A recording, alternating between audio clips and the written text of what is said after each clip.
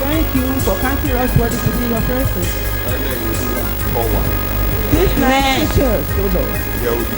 Let us comprehend. Amen. Amen. Amen. Amen. Okase Daniel orí kẹfà. Tonight's teaching marks the end of Daniel chapter 6. Àkórí eléyìí tó jẹ́ pé àṣẹ ọba Dárúsì àìgbọràn tí Daniel ṣe àbájáde rẹ̀ tí a fi gbé sínú òkèlè àti bí Ọlọ́run ṣe gbà. It is on Darius' decree, Daniel's disobedience to that decree, the consequences, as well as how God delivered him. Àkòrí kékeré tí mo máa fún talẹ́ yìí. The little gẹ́gẹ́ bí for this night.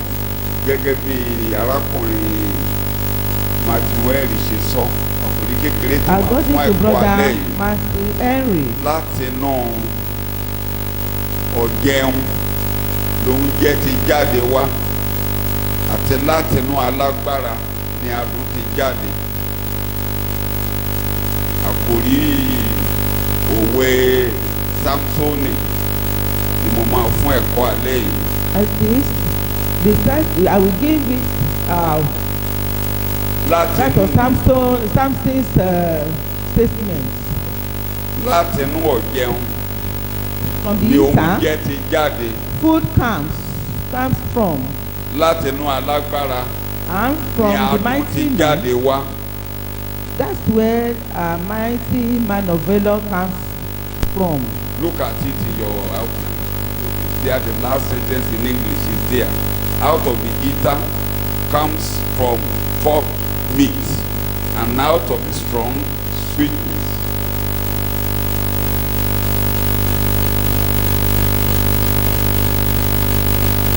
Mo tútù sọ lẹ́ẹ̀kan sí láti inú ọ̀jẹun. Out of the eater ni oúnjẹ ti jáde. comes forth meat. Láti inú alágbára ibẹ̀ ni adùn ti jáde wá. It's out of the strong sweetness emanates. A máa yọ abẹ́ àbá ṣe ń kà á bó ṣe bá Dáníẹ́lì mu. We will understand as we are reading it and how it has something to do with Daniel. Àbájáde inú òkìnnìún tí a gbé sí òun ló fa àkórí kékeré yẹn. It is the consequence exposure to the lions brought about this thing.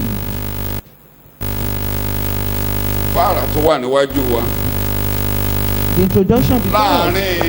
Láàárín ọgọ́rọ̀ òrìṣà ní Bábélì, láàárín ọgọ́rọ̀ òrìṣà ní ayé, ara àwọn ìdí pàtàkì tí Ọlọ́run fi kó Ísírẹ́lì lọ sí ìgbèkùn ọkàn Ọlọ́run ní gbogbo orílẹ̀-èdè àgbáyé ni pé kó fara rẹ̀ hàn pé òun nìkan ni Ọlọ́run láàárín òrìṣà, láàárín ọ̀pọ̀lọpọ̀ àwọn tí a ń pè ní Ọlọ́run tí kì í ṣe Ọlọ́run ní ayé. The essence of God's exposure to the children of Israel is for him, God, to show himself as God amid the universal idolatry. Thank you very much.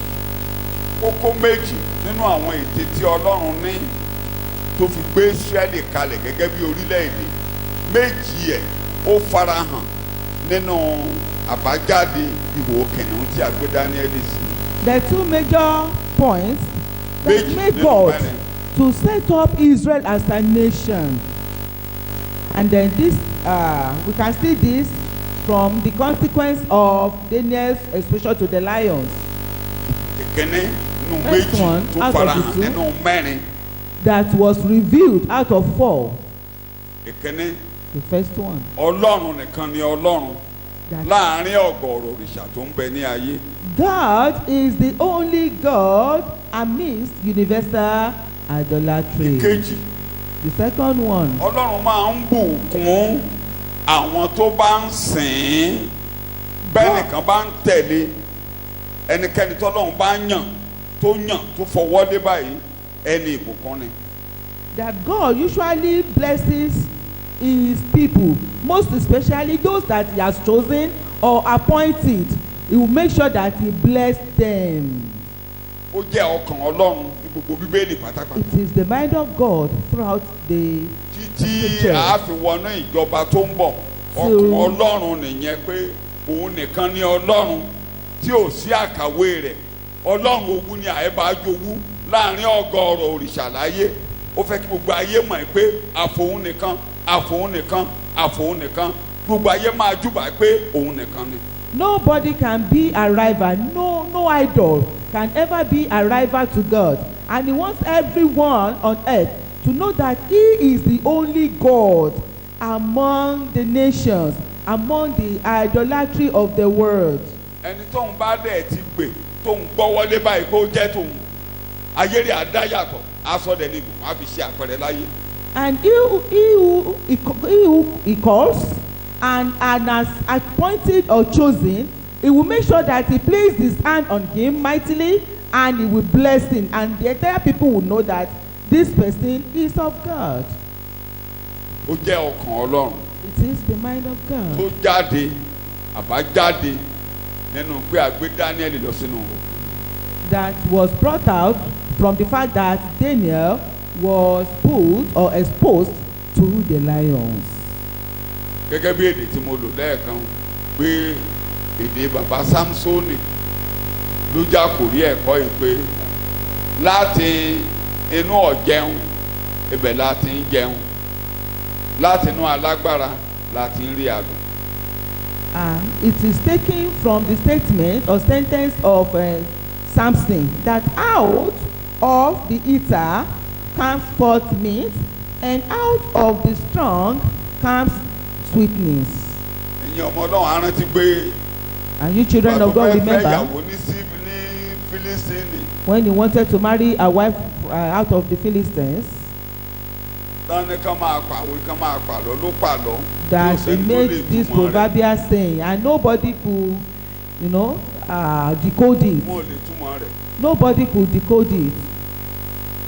Bàtà wọn fẹ́ pa ó ṣá wọn lọ kó sí abẹ́ obìnrin ẹ̀ obìnrin náà fọwọ́ They rádùn. influenced his wife, láyé fún wọn. and that wife also deceived him, and he told them the meaning. Ẹ sì ní gbàgbé wípé And you not ìgbà forget tí wọ́n ń that lọ when they were láti going, lọ táwọn tó fi pápá mú àwọn òbí ẹ̀ pé kàn lọ bá òun fẹ́ yàwó. forced his parents to marry wife Bẹ́ẹ̀ for lórí him. kẹ́ni lójú ọ̀nà tó That was when he saw a lion ó on the fàyà way, pẹ́rẹpẹ́rẹ. and he Bàtà tó wá ń destroyed padà it. bọ̀ lẹ́ẹ̀kejì. And when they were coming back, Oyin ti dìde nínú kẹ̀nẹ̀hún. and before you know it, there are bees Ó bọ́ bẹ́ẹ̀ ó kó in the yín jẹ. carcass of the lion, and on getting Ó there, dẹ̀ he fún just bàbá took àti the ìyá ẹ̀ lion lóyin jẹ. and he ate the honey. Àwọn bàbá Together àti with ìyá his ò dẹ̀ parents. béèrè pé mo ló róyin. And his parents didn't even ask him where he got that honey. Ìlọ́wọ́ o. May God continue to help us parents. Mi dáadáa. Please, let's say Ọ̀dà amen. Ọlọ́run á ràn mí lọ́wọ́ gẹ́gẹ́ bí That òbí God will o. help me as a parent. Torí bí ẹnikẹ́ni ò mọ̀ màmá ẹ̀ mọ̀ pé Even ọmọdé if yìí ò nobody gbọ́dọ̀ knows. jẹun òkú kò gbọ́dọ̀ súnmọ́kù. The mother knows that àtúkú it ẹran. shouldn't have anything to do with a curse. Bí a ṣe Meat, bí látọ̀run a ni pé carcass, kò or gbọ́dọ̀ an súnmọ́kù. animal, or of human being. Yeah, and then that is Màmá how ni wọ́n he sọ was fún. made. It was divine nature of Gbàtí him. màmá dé ló sọ fún ọkọ. And later the mother told the husband. Ọkọ ò fẹ́ gbàgbọ́. The Bí husband káńgẹ́lì didn't want padà to wá. believe, and he told the Áńgẹ́lì angel tó to come padà wá. back. That angel came back. Áńgẹ́lì fìdí nǹkan tí ọmọ yẹn máa jẹ́ ó sọ fún bàbá pé kò And ti sọ the fún ìyá angel ẹ̀. told the father what that child would be, that he had already Bàbá ní informed the ikú wife. náà máa kú bẹ́ẹ̀ àwọn ti rángẹ́lì Ọlọ́run lójúkojú. That now they will die because they have seen bàbá angels face to Ọlọ́run á face. wá pa wá nígbà tó sọ ohun dáadáa fún wa And tán the á mother kú said, ọmọ la máa bí how o. could we die once we have seen angels? Ìdí tí mo fi ń gbàdúrà If fún we are going to die, we will not see him. àwa òbí That's why I'm praying for pé we kọ́lọ́run tó parents, bọ̀ wá lọ́wọ́. that may God Ìgbà continue to help míì us. a máa ń gbó nǹkan máa ń fò wá lọ́pọlọ. Sometimes we forget things máa ń easily. gbàgbé We nǹkan. forget things easily. n tó ń ṣàwọn òbí kan nígboro lónìí nìyẹn. And this is what is wọn ò happening ní to some béèrè parents. ó lọ ọmọ ti rówó They tó do fún not mi. ask, where did this child get this money iṣẹ́ that kí he ló gave ń you? ṣe. What is his ọmọ tó occupation? ra mọ́tò fún mi ìbò ló ti The rówó. child who bought a car for me, where did he get the òfin ní kọ́lọ̀ money? ràn wá lọ́wọ́. That's why I said that God should help us. torí iṣẹ́ ńlá ni wọ́n fi ta ìdílé yẹn lọ́rẹ. Because they were given a great mo yàbàrà síbẹ̀ ni o láti fún wa létí ibi tó wé great ti jáde minister wá. of God. It was just a digression for us to know. olúwa ràn wá lọ́wọ́ lọ́pọ̀lọpọ̀. May God help us. kódà ẹ sọ pé olúwa ràn bọ́dà Our Peter Lord. lọ́wọ́ lọ́pọ̀lọpọ̀. Just tell God that may God help Sister Sade. torí nígbà tá a bá ti wà nínú ìrìn àjò Then once we are still in a sì this gbọ́dọ̀ journey, máa bẹ̀bẹ̀ fúnra lọ́wọ́ we ọlọ́run. should be asking for the torí help of God. ènìyàn ni wá. Because we are, ènìyàn dẹ̀ lè Human. ṣàṣìṣe ní ìgbàkúùgbà. and we èèyàn gbọ́dọ̀ máa tend bẹ̀bẹ̀ fúnra lọ́wọ́. to go into error kí n lo at kí any n yá time. èdè bàbá ògùn nínú And God should help us. kí àṣìṣe mọ́pọ̀ So rẹpẹtẹ. that our errors will not be many. àwọn àṣìṣe tó máa kó ìpalára The errors that tó máa bọjọ́ ọ̀la wa we tàbọjọ́ ọ̀la are, àwọn ọmọ jẹ́ kó máa that pọ̀ will rẹpẹtẹ. destroy or ruin the future of our àwọn children, àṣìṣe may kan lágbára it tó not lè be dá much. gbogbo nǹkan rú. And these errors that can confuse things, can put something in disarray. mo ti sọ yẹn dáadáa nínú I've ẹ̀kọ́ said fún wa this wípé many times in that teaching. àwọn nǹkan tó máa ń sábà fa ìṣòro nínú ayé There's some things that usually bring about àṣìṣe ló trouble. máa ń sábà fa lọ́pọ̀ ìgbà. There are àṣìṣe usually ẹnìkan problems, errors, àṣìṣe ẹnìkan errors, the error of somebody. àṣìṣe ẹnìkan ló kó bá gbogbo àgbáyé The lónìí. error of somebody. bẹ́ẹ̀ náà ni you know, àṣìṣe ẹnìkan nínú ìdílé máa put kó us into gbogbo ẹbí trouble. pátápátá. Likewise, an Ẹ̀mí error mímọ́ á bá a kọ́ of wọlé somebody nínú in the ìrìn àjò family wa o. may bring destruction to the entire family. May the Holy Darius Spirit wá accompany mọ̀ us. dáadáa pé And Darius knew very well Olúwa ó tóbi ó tóbi o ó tóbi Olúwa ó tóbi, ó tóbi o, ó tóbi. Kò sẹ́ni tó lè fi ṣàkàwé rẹ̀ o. Ó tóbi. Kò sẹ́ni tó lè fi ṣàkàwé rẹ̀ o. Ó tóbi, Olúwa. ó wá mọ̀ dáadáa and he knew very well pé ẹnìkan ò dú that he kò was not sẹ́ni above tí a lè fi anyone. ṣàkàwé Ọlọ́run And nìkan. there is no one to be compared to God. ó sì mọ̀ dáadáa pé And he Ọlọ́run knew tí Dáníẹ́lì sìn that the ó God wà that Daniel láàyè was ó worshiping wà láàyè is alive, is a living God. ó sì mọ̀ dáadáa pé And he knows that ó jẹ́ ọba ṣèyí òwú tẹ́nìkan yìí bẹ́ẹ̀ tó bá ṣe ní he's a ọwọ́ rẹ̀. sovereign God. He does what he wills and nobody ó sì mọ̀ can pé question him. òun nìkan ni alágbára náà kan ṣoṣo. And he's òun all nìkan powerful, òun the only nìkan òun potentate. nìkan He ni is alágbára náà kan ṣoṣo. the only one, bí the only agbára mi ò potentate. sí lẹ́nu ẹ̀ lọ́dọ́wọ́ ẹlòmíì ju And there is Ọlọ́run. no other power except God. òun nìkan ni alágbára. Is the only potentate, all powerful. àṣìṣe ọ̀rọ̀ nígbà tẹ́ bá ti ń gbọ́ nígboro It is a wrong àṣìṣọ saying. ọ̀rọ̀ It's a wrong saying. wọ́n máa ń qualify à ní èṣù lágbára ẹ̀ ní gbàdá. They will say the devil is mighty, but he doesn't have salvation. abẹ́ ẹ̀ gbọ́ nígboro. People do say that. èṣù ò ní agbára kan The ṣoṣo devil lẹ́yìn has àjíǹde. no other power Kò ní agbára after the resurrection. He has no èèyàn kò lè power. rónkóhùn gbà And bí a nobody kò bá can fi fún receive láti bò wá. anything if it's not given right from or So, released ọba to ẹ̀ him máa from yẹ- heaven. And this king knew ó wá mọ̀ that. pé And he knew Ọlọ́run yìí o that this ó God gbà ni ó saves, yọ ni he ó ńlá ni delivers. He saves and delivers. Ọlọ́run táwa ń sìn ni. That is our God that we are serving. kò sẹ́ni tí a lè ohun kan ká ò lè fi wé láyé. We can't compare it to ìrírí ló ní anything. kó tó mọ̀ ó lọ ilé ìwé kó tó mọ̀. He had to be educated, you know, to be taught a lesson before he orí could know. Ọlọ́run nínú ìṣe kó tó mọ̀. He saw God in action before he knew. Dáníẹ́lì orí ìkẹfà ni à ń Daniel kà. chapter 6, we are still on that. Ibi tí a sì fẹ́ kà Where we want to read, ẹ jẹ́ ká gbé láti sọ́ọ̀rì mi ò kọ́ sílẹ̀ bó ṣe ẹsẹ̀ 25 bó ṣe ká mi lára tó bíbí ìwé ọwọ́ mi ò ní àkọọ́lẹ̀ rẹ̀ ẹ gbé láti ẹsẹ̀ kẹẹ̀ẹ́dọ́gbọ̀n ẹ má bínú. nígbà náà ni dárúsì ọba kọ̀wé sí gbogbo ènìyàn Yes. orílẹ̀ àti èdè Yes. tí ó wà ní gbogbo ayé pé Yes. kí àlàáfíà kí ó máa bí sí i fún Bẹ́ẹ̀ni. yín mo pàṣẹ pé ní gbogbo ìgbèríko ìjọba mi kí àwọn ènìyàn kí ó máa wárìrì kí wọ́n sì máa bẹ̀rù níwájú ọlọ́run dáníẹ́lì nítorí pé òun ni ọlọ́run alààyè òun sì dúró láéláé àti ìjọba rẹ̀ èyí tí a kì yóò lè parun ni àti agbára ìjọba rẹ̀ yóò sì wà títí dé òpin. Then King Darius wrote to all peoples, nations and languages, in his realm that dwell in all the earth, may peace be multiplied to you.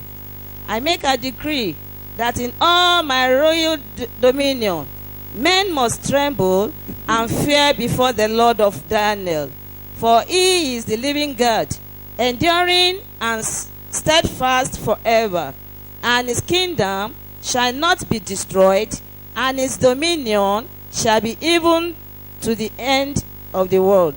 ó ń gbani ó sì Bẹ́ẹ̀ni. ń yọni Bẹ́ẹ̀ni. ó sì ń ṣe iṣẹ́ àmì àti iṣẹ́ ìyanu lé ọ̀run àti ilé ayé Bẹ́ẹ̀ni. ẹni tí ó gba dáníẹ́lì là lọ́wọ́ àwọn kìnìún. Bẹ́ẹ̀ni. He is a savior, a deliverer, and he works signs and wonders in the heaven and on earth. He who has delivered Daniel from the power of the lions. Ẹ kà á tán.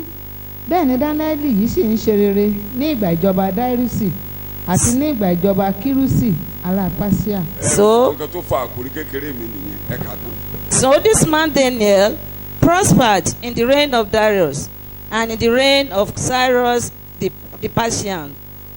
A máa ṣẹ̀kọ́ débẹ̀ nǹkan tó fa àkórí mi.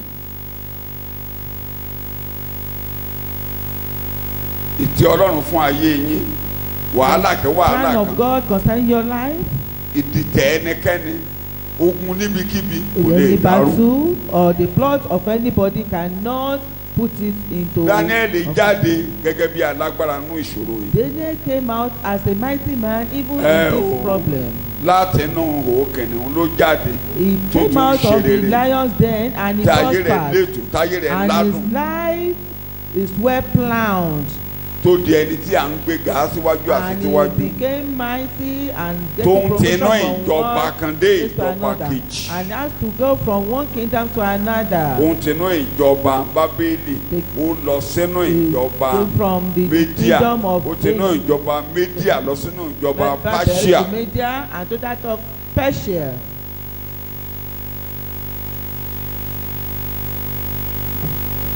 Èrò tí ọ̀tá rò ò lè ṣẹ.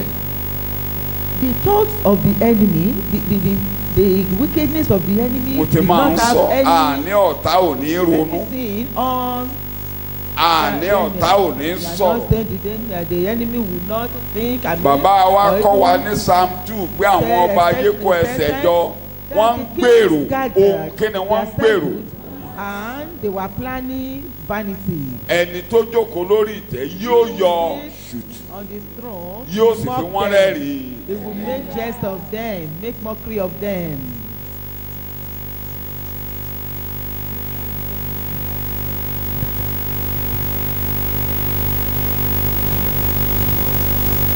Ọlọ́run lúgọ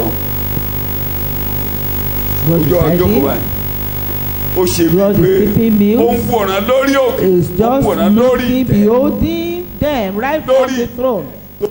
tó máa ti bẹ̀ jáde. Because he knows what will emanate ẹ from it. bọ́lọ́run ṣe máa ń ṣe fún ọ̀gọ̀ọ̀rọ̀ àwọn ọmọ rẹ̀ tó bá ń lanú wàhálà kọjá á dàbí pé ó sùn It á will be as dàbí if pé ó kò God gbé is á dàbí asleep pé kò or ní ọwọ́ dozing, láti gbani that he là. has no power to save, àwa dúró and he will dé ìgbà set tí himself òun nìkan ẹgbẹ́ mi o As- òun nìkan as the only á one. gba ògo He will á receive the gba glory, ìyìn receive á the gba praise, ọlá and receive the honor. àti ẹni tó wọnú wàhálà the person àti that àwọn enters the tó ti ní trouble, sínú ìṣòro and those that push àti him àwọn to tó ń it, wòran pé and those that Ó are máa kú beholding ni, him, pé òpin maybe ti that dé he will bá die, ní. that the end has come Ọlọ́run á wá for him, lúgọ and God will now á wá be dúró looking, dègbà tó jẹ́ pé and he will gbogbo wait èèyàn lábẹ́ ọ̀run till tó bá ti every pọ́n ròyìn person under the heaven, once they heard the wọ́n á máa fi information, ògo fún Ọlọ́run nìkan. they will just give glory Òun to nìkan á God máa gba alone, ògo. and he alone Òun will nìkan á máa receive gba the glory. ìyìn. He will Òun receive nìkan á máa alone gba will ọlá. receive the praise, and when Lórí I ọ̀rọ̀ rẹ honor Ọlọ́run á gba over your ògo. case, God will Lórí receive ọ̀rọ̀ rẹ praise, òun nìkan ló máa gba ọlá. and he alone will receive honor over your case. Wàá máa là kọjá. You will stay through it. Wàá là You kọjá. will stay through Àwa it. á dàbí pé Ọlọ́run ò rí ẹbí It pé will be Ọlọ́run as ti if sọ God. fi sùn. Why did you sleep Gbàtíjì fẹ́rẹ̀ bó wá mọ́. when we were about to be overcome by the storm? Bómi ṣe ìbò jí wá. Bómi ṣe what- ìbò ẹ má bínú o jí wá. That the water is like our sepulchre. Peter á sì wá sí. Eléyìí kọ́ ló máa jókòó ìrìn àjò rẹ̀. This will not be the Amen. end of your journey. Máa sọ lọ èdè yẹn Just mú mi say lọ́kàn ni o. Pé látẹnu ọ̀jẹun As ibẹ̀ for ló out ń of jẹ́ the ti máa eater jáde. comes out meat. Látẹnu alágbára tó Out of lágbára the ibẹ̀ ni adùn powerful. ti máa jáde wá. Definitely, sweetness will come. Ntọ́lóhùn aṣọ ọ́ dìjẹ́. Something ẹ̀gbọ́n that ló wants ti máa jẹ. you to become an eater, Amen. you will Wàhálà be the tó one lóò to máa devour dìjẹ́. it. Òun gan ló máa pèsè Problem oúnjẹ that fún ọ. wants to make you a eater, the problem is there will be Ogun tó rọ̀ the fóun one to be lágbára. swallowed. Ibẹ̀ ni The adùn. battle that Adùn seems to tó be ti máa very bá yẹ tó strong, ti máa ní ìgbéga. then Amen. from there you will have your promotion. Ètò Be Ọlọ́run ni. exalted. And Ètò this is Ọlọ́run the ni. plan of God. Ètò Ọlọ́run ni. It is the will and plan of God.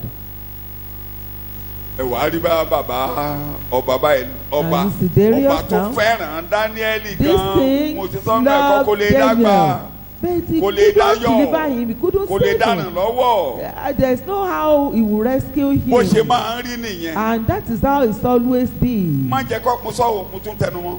Má This ní thing ẹ̀tanú is an sí emphasis. ẹnikẹ́ni. Don't Má ever bá have any ẹnikẹ́ni malice jà tó with bá anyone. dé kòríta. Don't be agreeable with Tó anyone. bá Once dà you get to bẹ́ni a tó yẹ kó junction, ràn ọ́ lọ́wọ́ ò dá sí as ọ̀rọ̀ if the rẹ. person that's supposed to A help ò you fi fún, didn't a ò rán. intervene.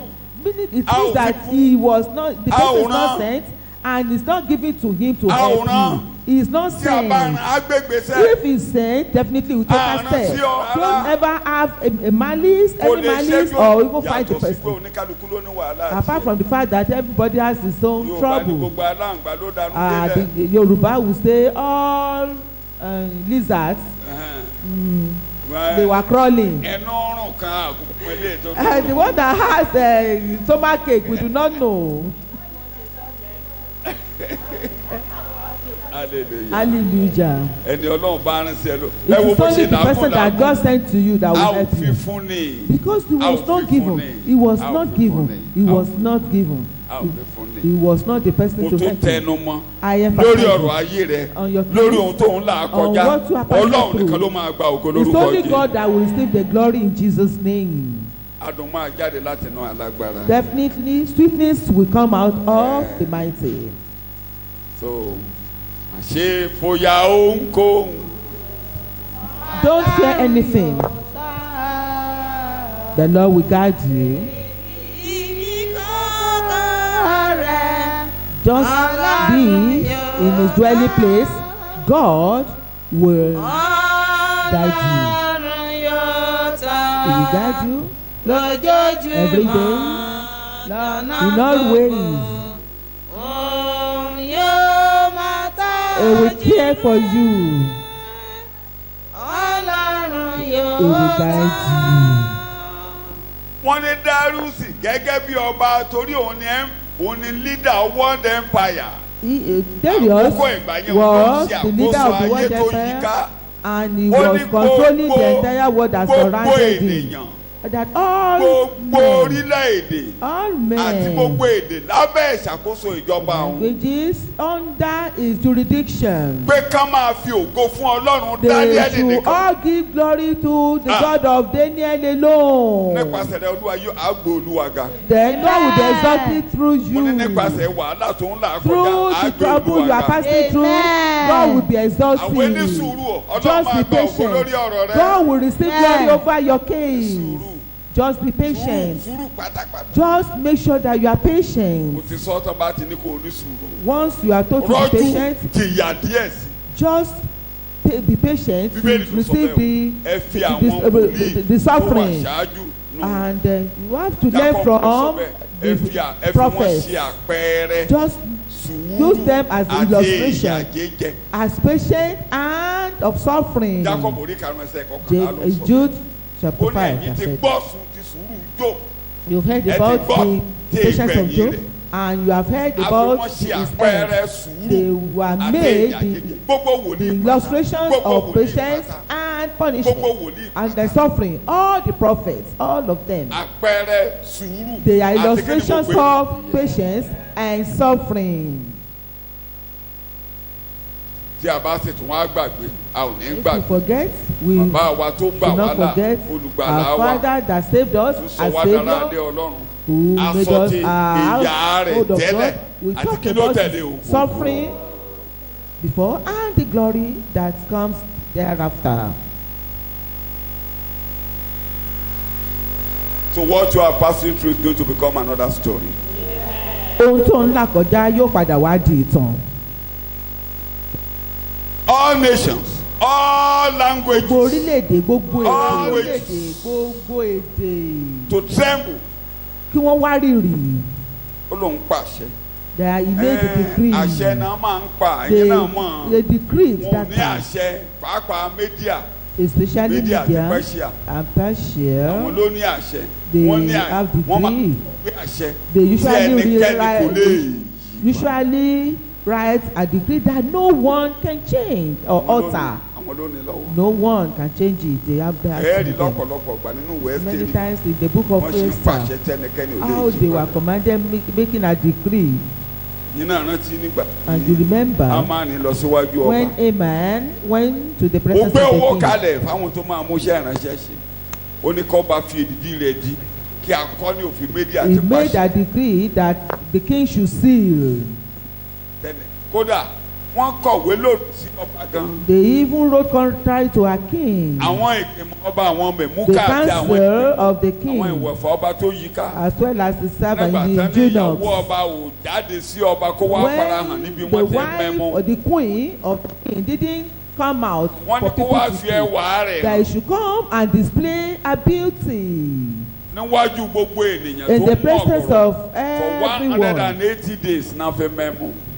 And they were dining, Ayaba eating náà for ń ṣe 180 àsè days. fún àwọn ẹran. Likewise, the queen was Wọ́n wá ní kí ó jáde. feasting, and he was told, she was told to come out. Àwọn ìgbìmọ̀ wá ṣèpàdé. Gbogbo And àpẹẹrẹ make us, burúkú tó fi lélẹ̀ yìí ní all gbogbo this example obìnrin á that máa they fi have, lélẹ̀ she has set nílé up, ọkọ rẹ̀. all Wọn ò women ní will follow tẹríba it. fọ́kọ mọ́. They will never Nítorí náà respect their ẹ jẹ́ ká husband. fi Therefore, fáàsì jó òfin let's punish akọ̀wé fasting and ní write òfin Médíà àti Páṣíà.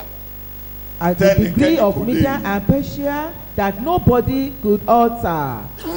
Ẹ Or jẹ́ ká change. rọ lóyè Let the chiefs, the kẹ́lòmíì gba satraps, ipò rẹ̀. and another person to take a position. Ìgbà tí wọ́n mẹ́mu tán tí ẹ̀mú dá After they lójú have wọn tí wined ọba délé and eaten ó rántí and they came to their Vasti. senses, then the king remembered Vasti. Kí ni ló ṣe? He Already remembered his wife. Ṣùgbọ́n òfin Médíà ti gbé. But the decree of Media and Persia had been Ibo ló gbé? written. Had been written. Òfin èṣù ti dé kò lè fẹ́ mọ́. He was already bound by Wọ́n á this bẹ̀rẹ̀ sí í decree, wá ẹlòmíì. and another person was Máa fi ṣe. searched for that will replace Wọ́n á gbé her. dìgírì jáde. Wọ́n á fi Then they made another decree. They Wow. wrote another one, sealed by the king. rántí aya rẹ̀. He will remember his wife. Wo ọkọ mi ò dá ọkọ mi ò dá My wà husband rántí ẹ is o not good. He will remember aya mi you. ò dá aya mi ò dá My wà wife rántí ẹ is o not of good character. You will remember her. mo ṣe máa ń sọ fún mi That's nínú why I do say ẹ̀kọ́ it in máa dẹ̀ máa all sọ teachings and I will continue to emphasize o it. lè má like mi o torí pé mo máa ń sọ bẹ́ẹ̀. You may not even like me because I do say that. nǹkan tí mo fẹ́ ká ẹ máa roko tì What I want bí you ọkọ ẹ to ṣe take note burú of. tó yẹn No matter Kìnní how kan wà evil nú your ẹ̀ tó husband dáa. may be, there is something in him that is good. He has Yorùbá a ní good faith. èèyàn yìí dáa kó má kù sí There is no how you will be good and you Ew. will not have your area that is bad. èèyàn yìí dáa kó má kù sí bí kan There is no how. so bẹ́ẹ̀ náà ni èèyàn yìí Likewise. burú tán No matter Kó má lóhun rere how kan. devilish a person may be, ìwọ ló rí there o will be a good side of him. It's only that you do ẹ not see tẹ̀bà it. tí nǹkan tó dáa nínú ayé ìyàwó ẹ o So you tẹ̀bà tí o kó máa mú make jẹ sure you are after the good Kò ṣeé side ṣe- of your kò ṣeé wife ṣe or kó your má rí nǹkan tí ò husband. dáa. There's no how you will not see something that Kò is ṣe ni, kò má not rí. good enough. tó bá dẹ̀ ti jẹ́ pé It's not léyìí tí ò dáa possible. lòún rí ṣáá But if it is the bad side ẹ that jẹ́ you kó are wọ́gán ò dáa seeing every day, it means that you too have problem. You are the o one that is gbọ́dọ̀ not ní kíní good. kan tó dáa You nínú must ayé see ọkọ rẹ something tàbí that is ayé good àyà in the rẹ life of your spouse. ìyẹn máa fi yìn So just máa yìn ó dẹ̀ be náìsì praising him, commending him or her tó bá for jẹ́ fẹ́ sọ that. léyìí tí ò dáa yẹn máa ṣe bí àwàdà Even if you want to talk Máa about ṣe the dáadáa. area that is Máa- not good máa ṣe enough, dáadáa. just Mo say máa jẹ it máa fi dáwàdà playfully. dáadáa Sometimes I Eléyìí make jest tí mi of like it, yẹn máa fi and the dáwàdà. one that I do not like, that's I just by will the way talk about it that's why that playfully. o fresh o fine That you are o tẹ kó beautiful, dáa gan. You are good. I just like you. tó bá ti lè rò kó mọ Once Ó you sọkọ ni. continue to emphasize Ìdílé náà it, ẹnu náà máa dùn he will be happy if it's your á husband. tún kí ọ bọ̀ kó And àmújáde he will dip his hand into his pocket and bring out something good for you. wàá rántí àyà rẹ o And you will remember your wife. wàá rántí ọkọ rẹ You o will remember your husband. tó bá jẹ́ ìyẹn ló advice ẹ tó lé ọkọ tó sá lọ If tó it's bá somebody dẹ̀ that ìyẹn ló lé advised you advice ẹ and tó you kọ̀yàwó run ẹ sílẹ̀ away, wàá rántí ẹ o then you will remember him one day. wàá rántí ẹ o You will remember him. ọba tó lówó The Tó ní king that gbogbo agbára, was rich ó máa and rántí. powerful, ó máa rántí he remembered.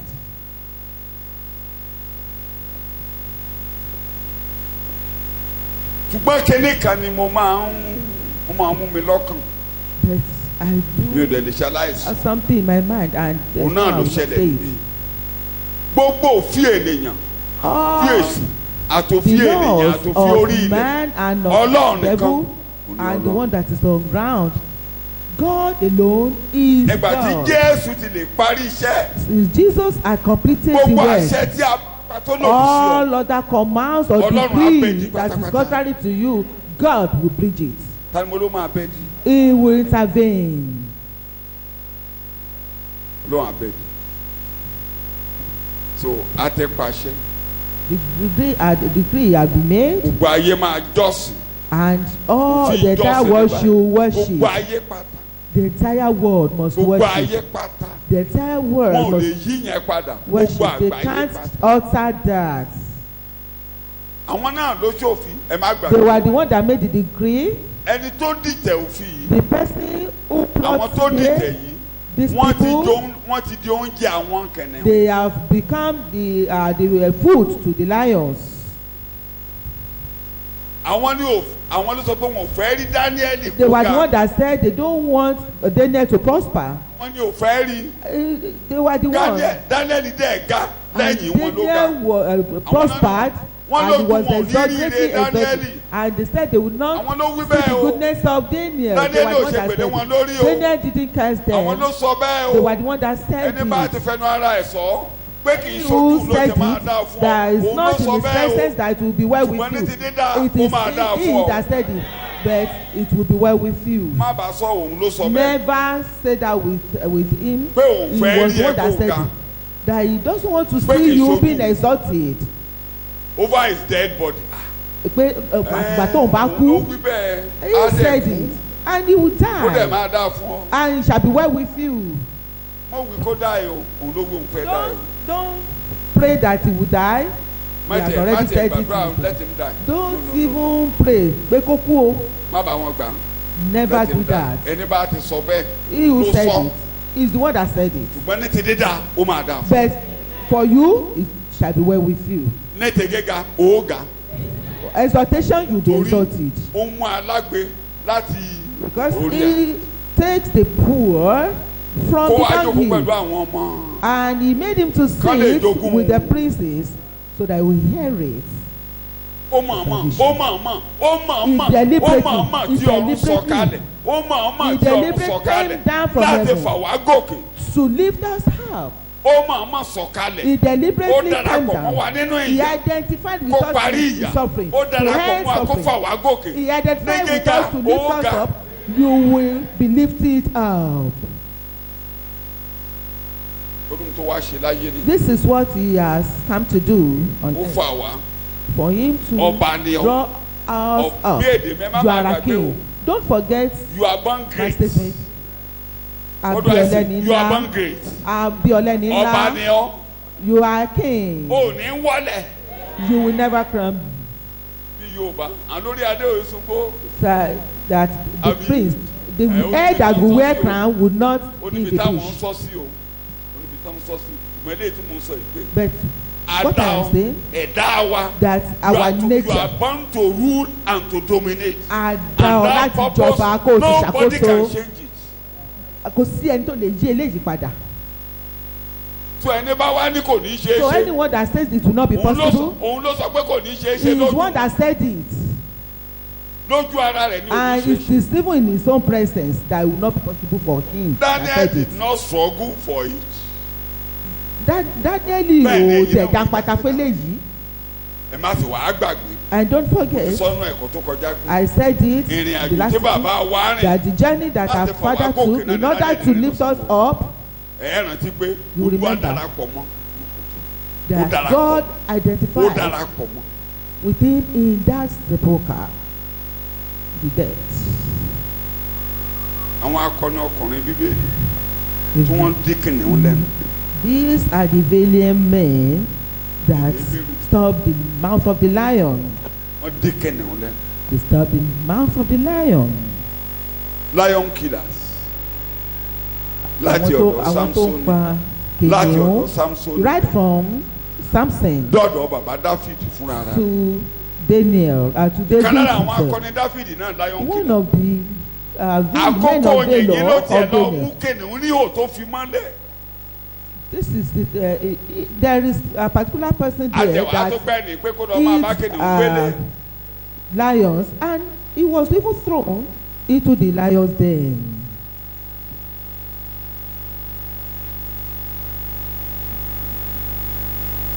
ìgbà tí Paul máa sọ. When Paul àárín àwọn oníwà wíwọ́ là ń gbé láyé. live among the perverse people in the àárín world. àwọn ìkànnìyàn là ń gbé. We live among the wicked àárín people in the kìnìún world. là ń gbé tá à ń jí. We dwell in the midst of the lions in the world. ojú Olúwa máa bá yín. The eyes of God will accompany you. lálẹ́ ní kí ọba kó pẹ́ títí. Daniel said, may the king reign forever. èmi ò mọ̀ pé kìnìún wà bí tèmi. I didn't know that there were lions here. ò ní mọ̀. You will not know. ò ní mọ̀. May you not know. mo ló ní mọ̀. You won't know. mo ló ní mọ̀. You will not know. tó o bá ní. o Aláyọ̀. nígbà tó ń ṣẹ̀kọ́ ní máa ní According to Paul, when he was teaching, wípé òun ò sọ wípé kí ẹ má that I'm bá not saying wọn that àwọn aláìgbàgbọ́ tó jẹ́ alágbèrè ó ní that ṣùgbọ́n you bí should ẹnikẹ́ni bá not jẹ́ do that. onígbàgbọ́ But ó ní tó anyone bá who ní is a ẹ gbọ́dọ̀ believer, kí àwọn if I aláìgbàgbọ́ tell you tó not jẹ́ to kàtó greet them, ó ní ẹ to jáde embrace them, kúrò láyé you will ẹ leave jẹ́ this pé ẹ world. kú òun ayé It means that you will no longer tó be bá in sọ this pé ò world. ní sí láàrin If you kìnìún say you will not be wàá in the jáde midst of kúrò lions, láyé you will, leave this world. àárín You wọn won't ló be ti máa here. ṣe rere It is in their midst that you shall prosper. àárín wọn lè tí Ọlọ́run ti máa It is ṣe in mọ́ ọ their lára. midst that the will of God, the plan of God will be má fulfilled in gbàgbé your life. Don't Ọlọ́run á forget gba ògo lórí ọ̀rọ̀ that rẹ. God will receive glory over Tani your ló máa gba case. ògo lórí ọ̀rọ̀ God rẹ. will receive glory.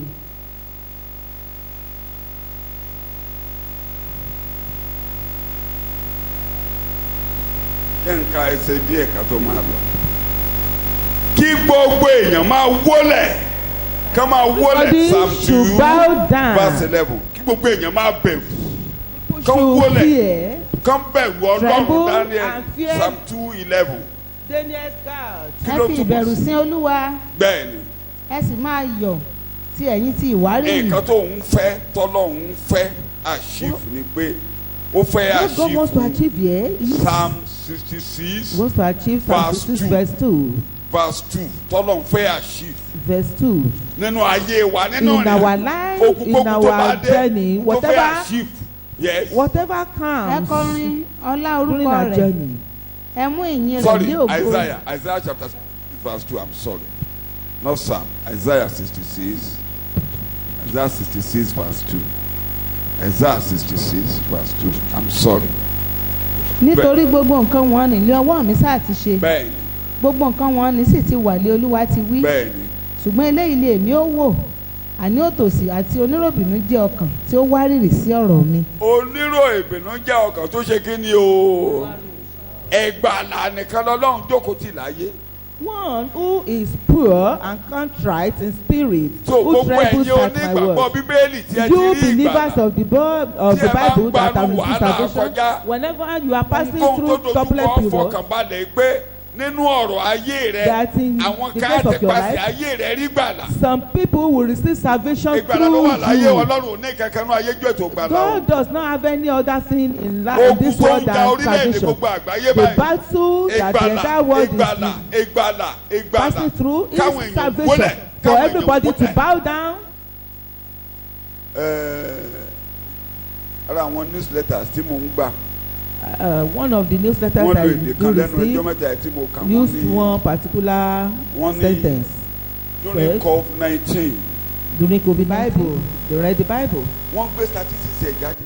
They brought out the Population àwọn tó statistics. ń ka Bíbélì nínú ayé. The population of the people A ò that rírú read ẹ̀ Bible. in this in recent times. We have not seen the record. People read the Bible during Àwọn COVID-19. ènìyàn ka Bíbélì nígbà COVID-19. Wọ́n ka Bíbélì They read gidi gidi. very well. Ṣé Ọlọ́run gbogbo àbí kò gbogbo? Did God Ṣé receive gbogbo glory or àwọn tó kà not? yẹn ni ò ní gbàgbọ́? Do you think Ah, all those that láàrin read it, àwọn- say all of them that just- will not believe it? Just put the Bible in a place. Ẹ mọ àwọn Ẹ onírèlè gbàgbé Bíbélì nìyẹn. síbì kan. Ẹ jù bẹ́ẹ̀ bẹ́ẹ̀. Ẹnì Ẹ kan á ṣàkóso kà bẹ́ẹ̀. lọ́jọ́. Somebody will read it one day. Kí ni mo pè é? Somebody will read it one day. Ṣé mo fi Bíbélì ti wà online? Tó wọ́n ṣe There are tí wọ́n scriptures lẹ́tà láyé online. jáde. People don't need to go to the market. You just go online. They were reading the Bible. People They were reading the Bible. àwọn ènìyàn ka Bíbélì wọn nílò láti lọ sọ́jà gan láti lọ ra Bíbélì. Number 2. They read it During online. the COVID-19, Ní people àkókò listen to COVID-19. sermons. Àwọn ènìyàn ń fetí sílẹ̀ fún ìwàásù. 3. Ìkẹta, Believers sang praises to God. àwọn onígbàgbọ́ wọn kọrin ìyìn sí Kódà, Ọlọ́run. mo tẹ̀lé newsletter kan tó kọ àwọn orin tí wọ́n sábà I received a newsletter in the song that they sang during that time. people sang. Àwọn They ènìyàn worship. kọrin, They wọ́n sì worship. jọ́sìn, wọ́n jọ́sìn. Ṣé mo pé àkókò COVID-19 you are on your During own. the time of COVID-19, everybody is on his People own. die alone and people bury their àwọn- corpse alone. Àwọn ènìyàn kú nígbà tó náà. gbọ́ Wọ́n kú bá jẹ́jẹ́ bẹ́ẹ̀ ẹsẹ̀ ní abá fúnra lọ wọn. síkú ẹ̀. Wọ́n sì tún sìnkú ara wọn Wọ́n ló máa bẹ́ẹ̀. bá òkú wọ́n ló máa dá òkú ra family ẹ̀ sí. You are the one to bury a member of your family that died during that time. Náà tó rẹ́ni kókó ẹ̀ náà wá ń ta. Bá ti jẹ́ COVID ló. If somebody died during the COVID-19 period, Ṣé ló dá yé you wa? on his own because you came all alone to the world Ó dẹ̀ máa dá padà sọ́nà. and you will go all alone to So ní God. àjò wọ́n ní. Kí ni mo It is a lone journey. people read the Bible? Àwọn ènìyàn ka Bíbélì. Ó dàbí ẹni pé Ọlọ́run mi Ọlọ́run mọ nǹkan tó ń ṣe. Ó mọ̀ It's as if ó mọ̀ God didn't know what he was doing very very soon. Láìpẹ́, Àmọ̀ nǹkan tọ́lọ́run ṣe ní we Nàìjíríà will know lọ́wọ́. what God is doing in Nigeria Very soon. now. Àmọ̀ tọ́lọ́run ṣe. Ó lè Láìpẹ́ má yé wa jọjọ, báyìí. we will know what God is doing. We may not understand it now. Ṣé o pé bí pààyàn ní Yorùbá? You know, people are hungry right now. Ó gbà. People are hungry. ebi ò ní pààyàn ní ti yín. May you not go hungry in Jesus' ebi wà name. political prophet náà lára àwọn political prophet tó máa ń tẹ̀ political prophet torí òun ló máa rí náà sí gbogbo àwọn olóṣèlú bẹ́ẹ̀ lọ ó máa rí náà fún wọn It's a dáadáa. prophet that usually Ayọ̀délé náà sees prophet. things, sees vision. ó ti ní náà sí Anambra rà. ó ní sọ fún He Buhari said, tell Buhari, ó ní he said, tí ò bá tètè dá sí if he didn't intervene, kékeré ní ensars àwọn èèyàn máa bọ́ sí gbòòrò pé bí ń pa àwọn rẹ̀. EndSARS issue will be a small Only- thing, but he will experience something that is more than EndSARS. That people will come out in the town to tell him that they are hungry. ebi ni What brought about the Kí ni mo EndSARS? pè? Is it not hunger? eléyìí tó ṣe ensars la ṣe é ṣàbí alọ fọ́lé. What happened in Lesha here? But people burgled wọ́n lọ káàdì building. àwọn tí wọ́n lọ káàdì aládìyẹ They went níbi tí ò They ṣe went iléeṣẹ́ to ìjọba steal chicken àbí iléeṣẹ́ ìjọba ní of lẹ́fẹ̀ẹ́tì house. wọ́n lọ káàdì Leventis. abd. It was only because of hunger. ebi ò ní pa yín. May we not be hungry. Ọlọ́run á máa tọ́jú yín. God will continue to care for us. ẹ má darapọ̀ mọ́ wọn o. Please Ohun tó ń don't ṣẹlẹ̀, join them. ẹ̀yin ló máa bá wọn ròyìn rẹ̀. You will only report sùúrù o. what happened.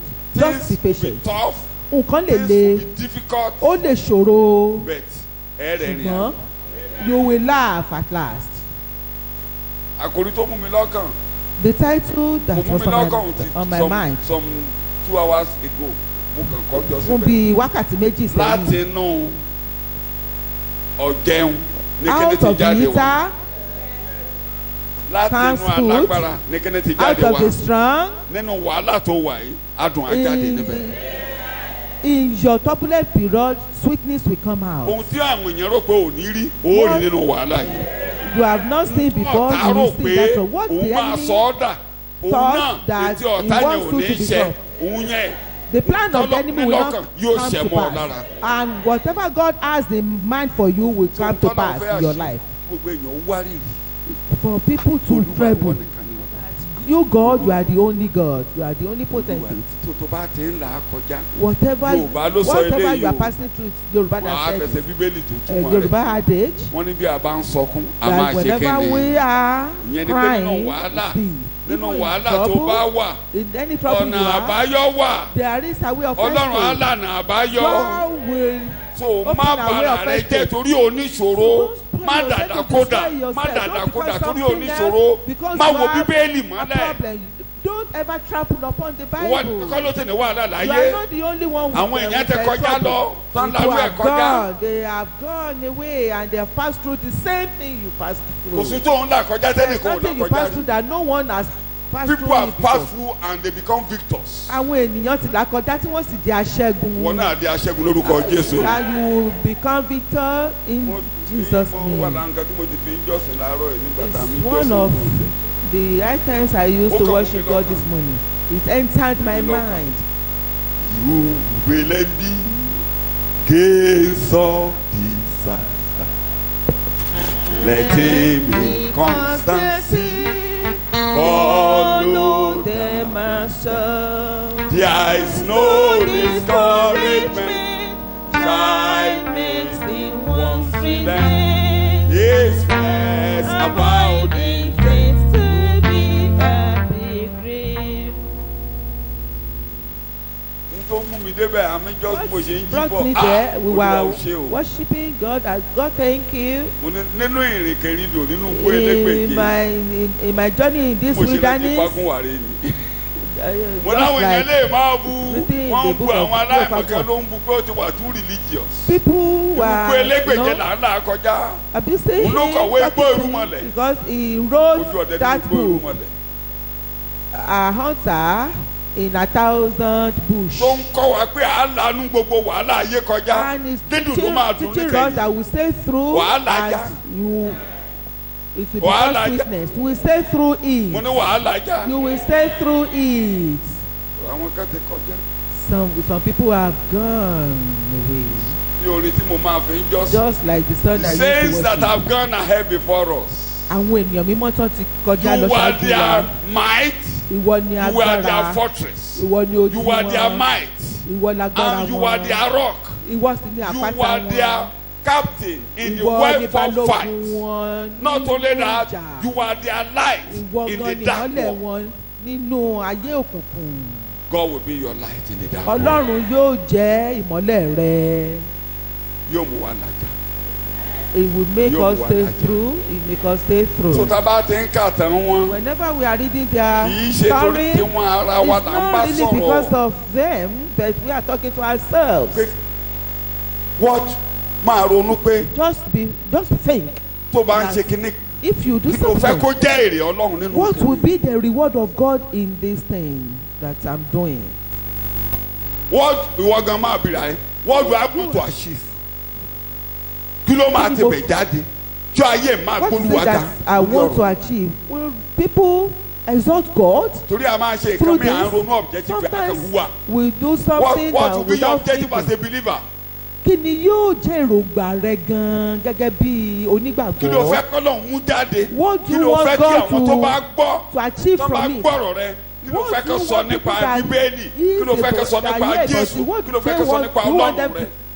to talk about Ìròyìn wo the ló fẹ́ kó Bible? jáde lórí ayé rẹ? What report you want them to bring out from your life? Kìkì kẹ́ẹ̀já ayé yín kó rí gẹ́gẹ́ bí ìrere. Like the Philippians gospel chapter of 1 Christ. verse 27. Philippians 1 Philippians 7. 1:27. Philippians 1. Kìkì kí ẹ Ìrere ṣáà jáde. Let your life bring out gospel. Kí ayé yín gbé ìrere Let jáde. your life, your Kó gbé lifestyle ìròyìn bring ayọ̀ out the jáde. gospel. Bring Káyé out the yín mú good ìyàn mọ́ news. Ọlọ́run. Let your life make people to know God. Yóò dáa fún yín. It shall be well with you. Mo ní yóò dáa fún yín. I said it shall be well with you. Nǹkan tí Ọlọ́run mú jáde. What God brought out from this. Kò dẹ̀ síbi tí a bá ti tí Bíbélì bá ti ráàyè. And wherever Tí the èèyàn wárìrì níwájú have Ọlọ́run. access and people trembles before God, Foundation àlàáfíà ni àlàáfíà máa jọba. definitely peace will reign. Ọba tó wá dáhùn pé And the king said Ọlọ́run alààyè that the living God, pé Ọlọ́run Dáníẹ́lì that òun ni the Ọlọ́run God alààyè. is the only Kí ni mo living pè? God. He is the living God. Èèó He is the living ṣe mọ̀ God. pé èdè yẹn ló mú Can you see èdè yẹn ló mú that ló statement? ṣáná sí ọkàn Set tó ṣáná up sí ọkàn the mind David of David nígbà tó dójú ogun on getting to the battleground, torí oníkálukú tó oníkálukú mi parọ́ and he saw everyone unable, incapacitated, nígbà tó tí màá yàn á sọ pé òun tọ̀ mí pálí pé kékeré and the òun. man said, Ọlọ́run alààyè ni wọ́n ń tá níbi eléyìí. you are reproaching the name of the living God like Ẹ this. má gbàgbé ìgbà tí Gòláyátì ó máa Don't forget that ó when ṣèpèlè Goliath, lórúkọ òrìṣà rẹ̀. he had to curse Bí mo ló him ṣe? in the name of his idol. Ó ṣèpèlè lórúkọ kí ni mo pè é? He cursed him Ṣé in the name of his òrìṣà yẹn God. wà láàyè? Is that Ó ní idol ogun alive? Ọlọ́run alààyè ló dojú ìjà You kọ. are facing the battle of the host Ó of ní àwọn God. aláìkọlà yìí. Are you Ẹ uncircumcised? jẹ́ ìdí ẹ̀ka nú ẹsẹ̀ tí mo kọ́ lẹ̀. Let's read Chapter 17 of 1 Samuel. 1 Samuel chapter 17. Look at verse 26 and 1 read a Samuel little. 17. 1 Samuel chapter 17 beginning from verse 26. Dáfídì sì wí fún àwọn ọkùnrin tí ó dúró lé ọ̀dọ̀ rẹ̀ pé kí ilẹ̀ ó ṣe fún ọkùnrin náà tí ó bá pa Filistini yìí tí ó sì mú ẹ̀gàn náà kúrò lé ará Ísírẹ́lì. Ta ilẹ̀ aláìkọlà Filistini yìí ṣe tí yóò fi máa gan ogun Ọlọ́run alààyè. Ẹ lédè tó lò. Ó ń gan kí ló pé? Ogun Ọlọ́run He is alààyè. defying Ó gan kí ló pè? the host, There The host is of the living God. assurance that Ìdánilójú wà. Israel has a living God. pé Assurance yẹn wà Israeli nù ọkàn náà. ó ní Ọlọ́run Ó alààyè. wà nù ọkàn ọmọ kékeré yìí. There is that assurance in the mind of David as young as he was. And David said to the men Yes.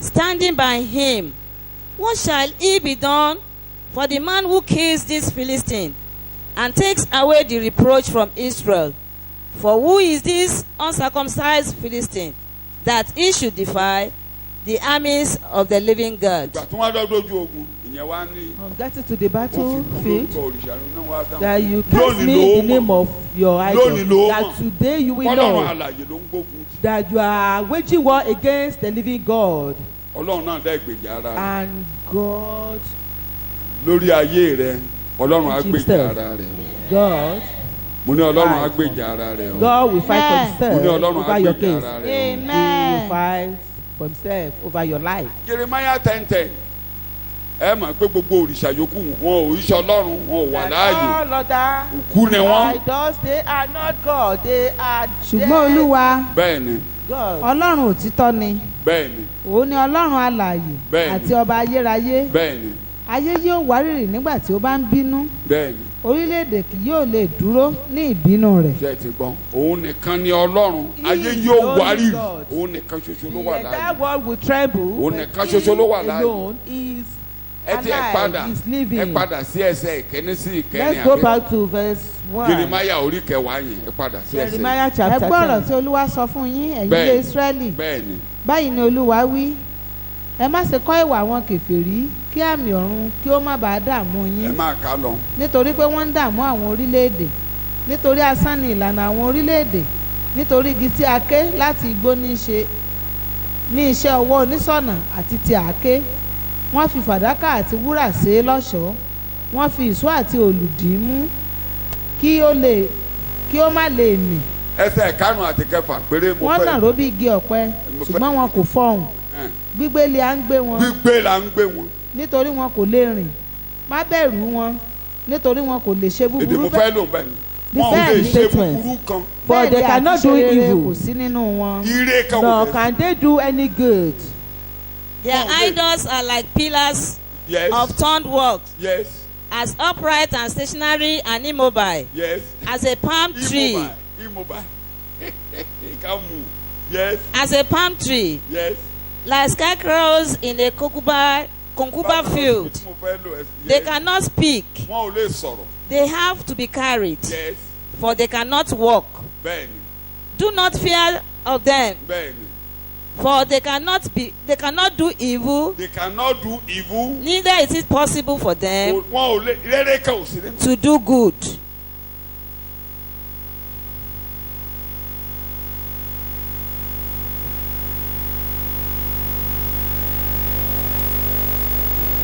tí Ọlọ́run mú ète rẹ̀ ṣẹ God tí ọba fulfilled this yìí àti wrath. ìjọba rẹ̀ That this king tí wọ́n and mọ̀ his pé kingdom know Ọlọ́run alààyè kì that í ṣe the Ọlọ́run living tí à ń God gbé. is not a God that is carried. Ó tún tẹ̀síwájú. And he continued. Ó ní Ọlọ́run eléyìí o He said this kì í God ṣe àyídàyídà ó wà is títí not ó an dúró pa anti-banking God. kì í He yí is padà steady. kì He í yí doesn't padà change. He doesn't change. kì í yí padà He doesn't change. tó kọ̀nfàmù Málákì orí kẹta Confirm Malachi ẹsẹ̀ chapter kẹfà. 3 Jẹ́ kí n lo verse èdè 6. Málákì Malachi orí kẹta chapter ẹsẹ̀ 3 kẹfà ẹ sáré bá a verse kà. 6. nítorí èmi lé olúwa bẹ́ẹ̀ ni èmi kò yí padà gbogbo ayé máa yí padà The entire world will change, but God kò will not yí change. ìwà rẹ̀ padà He doesn't kò change yí his ẹ̀dá nature. rẹ̀ padà He doesn't change his ó dúró nature. bí Olúwa He ó dúró bí is steady olùgbàlà as God ó as dúró a bí deliverer. aláàánú kò He lè as torí a ọ̀rọ̀ rẹ merciful. kó lóun ṣàánú He mọ́ cannot come Kò to your yí own case padà. and say it's no more kò lè merciful. torí ọ̀rọ̀ rẹ He kó cannot lóun change. lágbára mọ́ He kò cannot yí get to your padà case and say kò it's yí not padà powerful kò yí padà. again. He doesn't jẹ́ ìka change. sáàmù kan kí n tó lọ síbi tí mo ń lọ Psalm 93 Psalm verses 93. 1 and 2 Psalm 93 olúwa jọba ọlá ńlá ni ó wọ̀lé aṣọ bẹ́ẹ̀ni agbára ni olúwa wọ̀lé aṣọ bẹ́ẹ̀ni ó fi di ara rẹ̀ ní àmùrè bẹ́ẹ̀ni ó sì fi ìdí ayé múlẹ̀ tí kò sì lè yí bẹ́ẹ̀ni láti ìgbà ó ti àtijọ́ tó The Lord reigns. He is clothed with majesty. The Lord is robed. He has girded himself with strength and power. The word also is established. that it cannot be moved. ìgbà tí bàbá wa Paul máa kọ́ When wa our Father Paul wanted to teach us, the immutability of his counsel is confirmed by an oath. By two immutable things, it is impossible for God to change or to tell a lie. Ọlọ́run ò lè yí padà, kò sì lè ṣèké. Kò yí ìwà padà. He doesn't change his nature. Ní pàtàkì nígbà tí ẹ̀jẹ̀ lórí pẹpẹ. When the blood got to the Sínú Ọlọ́run yọ. throne, to the altar, and God is appeased. Bàbá Jacob náà lo èdè kan. Jude James chapter said 1 verse said 17. something. James James chapter 1:17. 1 verse 17. gbogbo ẹ̀bùn rere àti gbogbo ẹ̀bùn pípé láti òkè lé ó ti wá ó sì ń sọ̀kalẹ̀ láti ọ̀dọ̀ baba ìmọ́lẹ̀ wá lọ́dọ̀ ẹni tí kò lè sí ìyípadà tàbí òjìji àyídà. Pé ṣe lòjijì máa ń lọ tó ń bọ̀. No shadows Sọ òyìnbó come ẹ̀. and go. Every good gift and every perfect, free, large, full gift is from above. It comes down from the Father of all that gives light. In the shining of whom there can be no variation, rising or setting, or No shadow variation. No variation. Kò sí àyídà. or shadow cast by his turning. Summary as pé God is what he says he is. Kí n kúkú sọ wípé Ọlọ́run jẹ́ ohun tó ní òun jẹ́. And he will do what he says he will do. Yóò sì ṣe ohun tó sọ pé òun yóò ṣe. Ohun tó mú mi jọ́sìn púpọ̀ láàárọ̀ yìí. What made me worship? Ìgbà tí Ísírẹ́lì délẹ̀ Much. ìlérí. When the Israelites got to the promised land, Wọ́n gbalẹ̀ yẹn. Wọ́n á ń they pín. took it Wọ́n á ń pín. and Wọ́n á ń pín. they divided it. Caleb gba tiẹ̀. Gbogbo wọn Caleb pín, wọ́n pín fún had wọn. his own share, Àwa ń kalẹ̀ yọ̀kan. and we read it how Ìgbà the tí wọ́n land máa was parí ẹ̀ ní distributed. chapter 19. When they want to end it, chapter Joshua ni 19. wọ́n fún nílẹ̀ kẹ́yìn. Joshua was the last person to be given Wọ́n á his own fún portion, Joshua nílẹ̀ ìlú.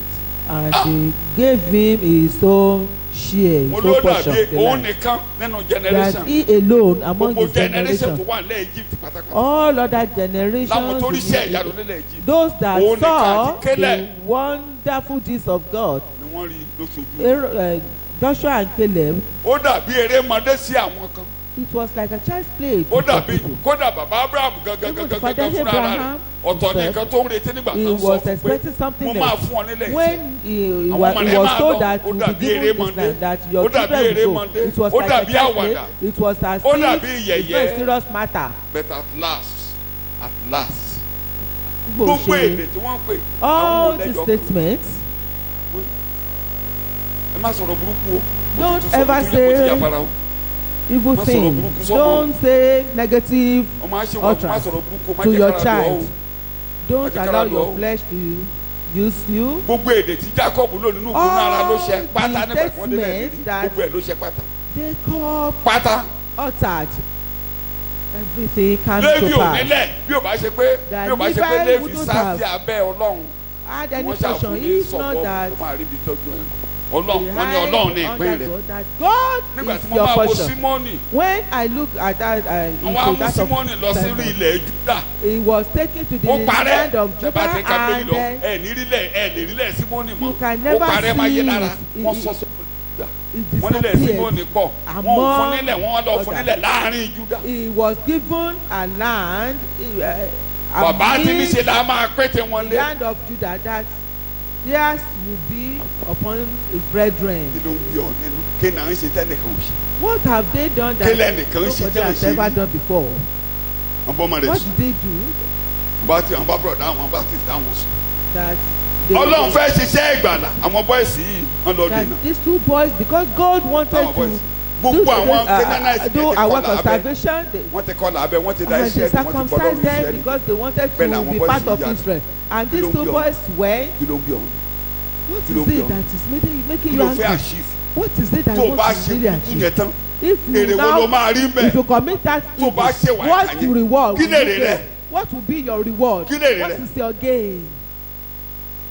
ẹnìkan bá lóun fẹ́ pa mí That- tó bá pa mí àjogún mi somebody wanted to No, somebody wants to àjogún mi. kill me, would that person inherit me or anything that belongs to me? ó máa stop nǹkan tó lóun fẹ́ ṣe láyé ìgbà tí wọ́n Will pa that síbí person stop tí wọ́n dáṣẹ́ what God ìrere wanted dúró to do? tí wọ́n dá dúró The people that Ó- killed Stephen did ìrere not jáde stop pẹ̀lú the agbára. gospel, but he didn't.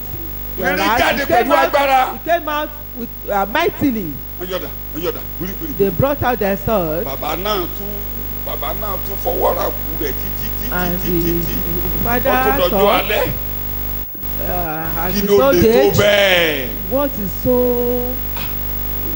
difficult kí ló lè there? tó bẹ́ẹ̀ Difficult there? What is bẹ́ẹ̀ it? láìkí ẹ o I do not like it. ń tèmi o mi ò láìkí ẹ mi ò láìkí For kan tó ṣe me, fún àwọn ọmọ yẹn I do not like it at àti all. rúbẹ́ tó bá kú èso ló máa jogún obìnrin yẹn If he dies, wọ́n bá ní sùn náà bá yàwó ẹ̀ sùn is Ọmọ- it ọmọ not àkúlẹ̀ his child lórí. that will inherit the ṣé òun woman? tọ́jú ìgbà tó mi ṣègbè ní ṣé ó lè fọwọ́ kan When he obìnrin was mọ́ even cursing, could he even touch any woman? ìgbà tó ń ṣègbè yẹn ṣé When he was ó lè cursing, gàyà obìnrin mọ́ Could he even ìjọ wo lóbìnrin ọ̀hún ti bímọ fún mọ́ could he even lie with any tó ń ṣègbè woman? lé rúbẹ́nì And he lórí had to curse Oh, you- Reuben that you will never bọ́n excel. ṣe wọ òní rú láyé As I'm looking at you, you Ìpínlẹ̀ will Ẹ̀mọ́ not bọ́ excel. yẹn. And it came to pass over that boy. lórí ikí lórí On nonsense what? On something that lórí is not nonsense bóyá important. torí pé ojú mi Maybe- rí àwọn àgbààgbà wa àtijọ́ ló Maybe jẹ́ it's kí n ronú mẹ́ because torí tán bá ti fẹ́ ìyàwó I think kékeré that way because whenever they marry their àdó young fẹ́ wife, ọmọbìnrin kékeré kí ni mo like ti fẹ́ somebody ṣe of my age will go and marry a very young wife. What will I do with her? so ó tí ì lọ nígbà tí ó jẹ́ pé gbogbo ìyàwó ní àwọn ọmọ tó àwọn ọmọ ti máa mu ní kankan àwọn ọmọdé á ti mu ní kankan lójú ààrẹ ààrẹ kan People die abẹ́ àbí kí before ṣe bẹ́ẹ̀ náà ṣe ṣe they láti start. jọ Your children start to pick the wives one by one,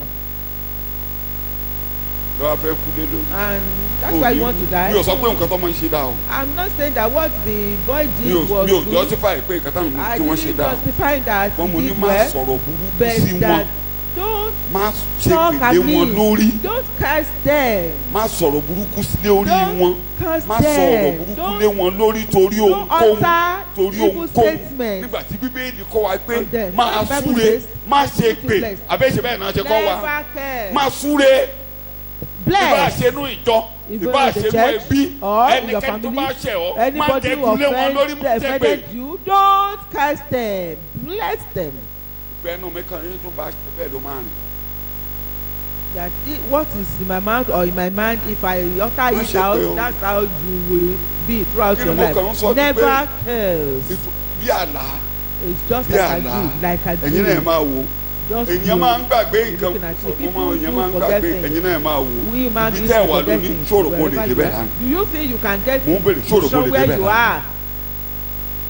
èdè ń tó mú mi lọ́kàn ni And lọ́jọ́ what- kan la kàn máa bọ́ sí tí a bọ́ sí ọrùn báyìí jẹun kó ti dàbí eré wọlé báyìí Like- it's real one day I will shall be there. Òótọ́ sì ni ọjọ́ kan bọ̀ tí a wà níbẹ̀. bẹ̀rẹ̀ sí pínlẹ̀ fún A wà níbẹ̀. ó dàbí eré mọdé lánàá It's just like a child's play mo sọ fún ìyàwó yesterday. mi láwọn gbàtà ń I gbà told my wife, tí ọmọ mi kan I remembered one of my children. ó ṣàn gba p7 I ní started, you know, ayé kéde ní having P7 English in language his result, in English language. wọ́n wá mú ní yunifásitì And he ló was, sábà ó ní dádì admitted. can he be real and he said, Mo that ní ìsọ̀rẹ́ rírì. tó lè jó òótọ́ ṣá. Bàbá ṣó òtítọ́ ni. can he be real Ṣé ó Mo lè ní jó ìsọ̀rẹ́ òtítọ́ rírì. ṣá? Ṣó ó òótọ́ wọnú ni. ọgbà yunifásitì tán He Náà entered tó wá into the ṣòfin. university campus. pé wọn ò ní gba ẹni tó bá fẹ́ ṣe kọ́ọ̀sì ẹ̀ ayé láti wọlé láì ní kírẹ́dìtì ní English ṣùgbọ́n abẹ́rẹ́ tẹ lọ kí They had already been admitted before this now. bẹ́ẹ̀ ni came out. ọ̀pọ̀lọpọ̀ ibi tá a bára wa tí a rò pé a lè dé bẹ́ẹ̀ Where we find ourselves that bẹ́ẹ̀ we ni shouldn't bẹ́ẹ̀ even think we can náà ever ni get there. bẹ́ẹ̀ náà ni ìjọ kan lákàdédé máa bára wa Likewise, níjọba one day, la máa we bára just wa lẹ́sẹ̀ Jésù we just see a máa ourselves bára in the gbogbo kingdom of tọ́lọ̀ ń God. sọ kó tó All lè what God gbàgbé said, gbogbo tọ́lọ̀ ń sọ lórí ayé rẹ nínú all rẹ what God said yóò ṣe concerning your life, pátápátá. you will come to fulfilment. They will Mo come ní to yóò pass. ṣe. I said it, they You know, will it all was come a to pass. glorious day when Ọjọ́ ológo ni. when Gideon was saying this is the Nígbà mountain tí give me the Gideon sọ pé mountain fún mi ní òkè yìí. ó dẹ̀ ilẹ̀ yẹn dẹ̀ débẹ̀ wọ́n á And pè tán wọ́n ní he gẹ́gẹ́ saw bí the ọ̀rọ̀ land Olúwa tó sọ fún according to Joshua the word of God that he Fún ní said to èdè Joshua. níbẹ̀. He was given his own portion. àwọn arákùnrin ẹ fẹ́ sọ́lọ́kùtà lọ́jọ́ His brethren wanted to stone him that day. pé onítòkùtò ló wọ̀. That you Bí o are bá ti saying gbọ́dọ̀ rubbish pẹ́ nonsense. If àwọn mẹ́wàá yẹn not that bá God, you know, Gbogbo ìjọ ni preached bá it, and at last the entire congregation Ọlọ́run would sọ have ṣe. killed them. And tẹ̀rí ẹ̀ bá ní ṣe later, the gbogbo word tó of sọ God yóò came ṣe to lórí pass. ayé mi bàbá. All what you Oh, said èkúrọ́. concerning my life will o come to pass. ìṣaláyídá yídá o èkúrọ́. You are Oh, èkúrọ́. not a liar. You don't tell lies. o ìkúrọ́ bàbá. You do not tell lies, Father. All what you said concerning my life, Olúwa wa. amen. èmi yóò kọ́ ìjọ mi ẹnu will ọ̀nà build my kí ló church. pè é. And the gates of hell will not ẹnìkan ò overcome lè it. wójọ mọ́lẹ̀. Nobody can crush ẹnìkan or ò lè destroy bà the ìjọba church. Ọlọ́run jẹ́. Nobody can pé ìjọba spoil the Ọlọ́run kingdom bí of ọlá God. lejò. That the kingdom pẹ́ẹ́nìkan of lè báyé God ẹ jẹ́ kò lè ṣe é come ṣe. into you His so kingdom that cannot be destroyed. people will destroy your life. No. ogun lè le The battle may be severe. ìjọ ló sì may be gbádùn tough. òkùnkùn ìjọba láyé. This is the only book that has ever survived. Among the battles in the world, it's only the Bible that has passed through or saved through. ọba kan ní Ísírẹ́lì nìkan oge ó sọ Even one sínú. king in Israel Ọlọ́run cut it Ọlọ́run tún gbé mi and jáde. bent it. But Original wà God lọ́dọ̀ Ọlọ́run brought lókè. another. àwọn orílẹ̀-èdè kẹ́tẹ́ ní ká máa sọ nínú. Some wọ́n nations say survive ọba that wọ́n survive the generation. Bible should be banned. But survive kings, bó o gbé ilé bó survive o generation. ní ká gbogbo ẹ̀ nínú ilé If yín you say you that will survive. all the Bibles Somebody in in your your family family should be will be in banned. pieces one day. But somebody in your family nínú is ilé really yín tán shouting. tẹ́ ń parun yẹn If ẹnìkan rí your àjàkú family rẹ̀ tó máa mú where gbàlábà it is lọ́jọ́. being destroyed, you see one Kò person ṣeé there pa ni. that will bring it because you can't just destroy it. ṣe é pa ni. It's pé ìjọba undestructible. Ọlọ́run dí ọ lálejò. That the Fáyẹ̀lì kingdom of àwọ̀. God kò ṣeé ṣe comes kò ṣeé ṣe. over you, comes unto you, tó ká kàn visits mọ́ you. kò ṣeé ṣe kò ṣeé It's ṣe. not possible to destroy. bẹ́ẹ̀ni ká wó ìjọba Ọlọ́run mọ́lẹ̀. That somebody would Pé orí destroy the ìgbàlà, kingdom of God. ogun That you kan will wú ọ mọ́lẹ̀. salvation. That one battle or ọba problem yẹn rí will crush pé you. It's ìjọba not ẹnìkan ló impossible. wà títí. kò ṣe é That, wó mọ́lẹ̀. that thing saw ó ló ń it. gbani. That is not possible. Ó ń yọ. That he delivers and Ṣó ti lè rescues. yọ He ní lónìí? saves. Can he ṣó ti save lè gbani today? lónìí. Can he ó ló ń ṣe deliver today? ọ̀gọ̀ọ̀rọ̀ iṣẹ́ That he did Ṣó ti many ṣe wondrous lónìí works olónìí? and he still àmì wọ̀nyí did. yóò máa bá wọn And tí ó these bá signs will gbà. follow those. He has not changed. Kò lè He has not ṣípadà. changed. His miracles Ṣípadà. are the same. Iṣẹ́ ìyanu rẹ̀ bákan náà ni. pàápàá lẹ́yìn àjíǹde tó gbẹ́bọ lórí ìtẹ́ ló. Especially after the resurrection when he took the sacrifice to the altar. a ṣe ju eléyìí tẹ́ ẹ̀ka ní bíbélì lọ. It will be more than the one you have read in the Bible. kò sún tó ń bá ọjà lórí tọ́lọ́hún tí ì lè ṣe. Nothing is waging No, one no, against you no. that God cannot settle. Ní o mọ̀. I don't know No, ma'am. anymore. You may be engaging in that God cannot kéegun conquer. rẹ̀ wó ọ̀ríjìnà wà lókè kí mo ló wà lókè mo ló wà lókè kọ́pọ̀ ẹ̀yìn ẹ̀ṣẹ́ má gbàgbé èdè mi mo fi ń Don't jọ́sìn forget. lójoojúmọ́ ọlọ́run oníṣẹ́ abẹ kí ló orúkọ rẹ̀ òun lẹ́ni God àkọ́kọ́ that tó ṣiṣẹ́ performs operation is the òun first tó bá ń là á kọjá lónìí doctor. òun gbà Whatever you are òun passing yọ ni through, he òun gbà rescues, ni, he òun delivers, yọ ni. ẹnìkan ò lè delivers. bí léèrè no one Pé kí can ló ṣe question ṣe? him. pọ́lọ́ fẹ́ ṣe How ọ́ did lóore you do it? That God Ọwọ́ máa wants ṣe to do you good. And for him to say that nígbà God tí did not olùfisùn do, kan ò lè lọ fẹjọ́ sùn lọ́dọ̀ Ọlọ́run kó jà since lórí no ọ̀rọ̀. accuser can report you to God and be justified over your case. Nobody. tani kọ́lọ́ wọn mú ètè rẹ̀ sẹ́nu ayé. That God's plan will not Tolúwa come sọ, to yóò be your ṣẹ mọ́ life. mi lára. Whatever God has parí said ẹ̀kọ́ will ìsinmi tí come to pass in your Dáníẹ́lì life. mo ti Let bẹ̀rẹ̀ mo me ti end bẹ̀rẹ̀ it. ẹ̀kọ́ lẹ́ẹ̀kan ẹ̀ka ẹ̀sẹ̀ That's tó where I bẹ̀rẹ̀ started the begin to preaching. prosper ó bẹ̀rẹ̀ sí í dáa fún ó máa dáa fún ẹ. Then you shall àwọn tó ní prosper. kò You ní shall dáa dwell fún ẹ with ojú wọn ló ti those máa dáa fún ẹ. that said that Ẹni tó bá shall ti not ní be well kò ní with ṣojú you. wọn, It á is their fi sí kòtò. presence that shall well with you. òun ló ní kò ní ṣojú wo. It's only him that said he will not láti witness it. inú gbọ̀ngàrí ẹ̀kọ́ mò ń lọ láti inú Out ọ̀jẹun of the ní kí ló ti inside jáde wá. Comes out food or meat. Somebody thrown into the lion's den came out and he was made head. He was made head. It's because that would not be made head. That's why they plotted. Whatever the battle you are experiencing from the devil, that the plan of God will not come to be. Definitely the plan of God will come to pass in your life. So the trap that the enemies have set shall be well with you. Even in your turbulent periods, it shall be well with you. Let's thank God and worship Him.